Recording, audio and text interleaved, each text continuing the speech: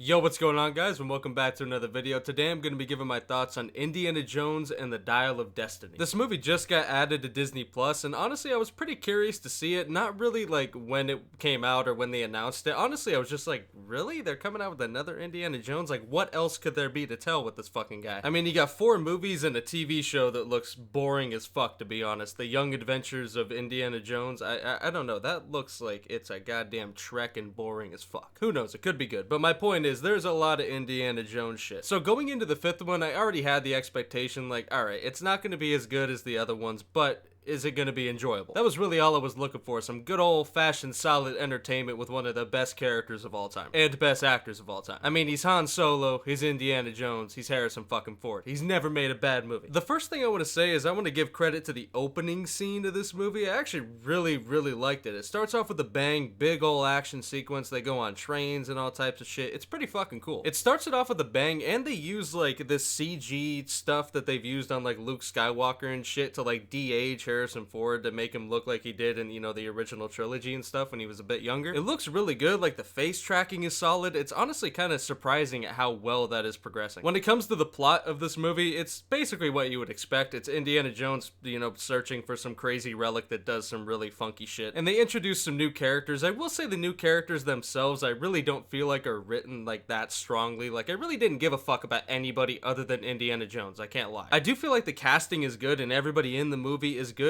but, you know, as far as their characters or whatever, there's really nobody that memorable other than the man himself. I already gave credit to the opening sequence, mainly for the de-aging and stuff like that and how good that looked, but also the action just throughout the entire sequence. And the action throughout the entire movie is actually pretty good, and it's full of action. Like, there's really not many downtimes in this movie, which really helps it, you know, considering I really don't think the plot itself is really that strong. I guess I would say it's kind of inconsistent. Like, there's some times where it actually feels really cool and gets it going, especially towards, you know, the end, obviously, you know, natural climax of the movie. Of course, it's going to get a little bit more entertaining there, but I do feel like there are just moments where it kind of maybe loses its footing a little bit, but it regains it pretty quickly, and again, the action scenes are good, so you're, like, completely enthralled even through those moments. Overall, I had a really good time with this movie, man. I mean, it was mainly because it was just so cool to see Harrison Ford play Indiana Jones again, and I think that overall, even though it doesn't really have, like, that much depth to it, I think it's just a fun movie. I'm not sure how many people are going to come out of it saying that's their favorite Indiana Jones movie, but, you know, for me, Temple of Doom will still reign supreme, and this one, I don't know, I'd probably have to rewatch, like, Kingdom of the Crystal Skull or something, but I don't see this topping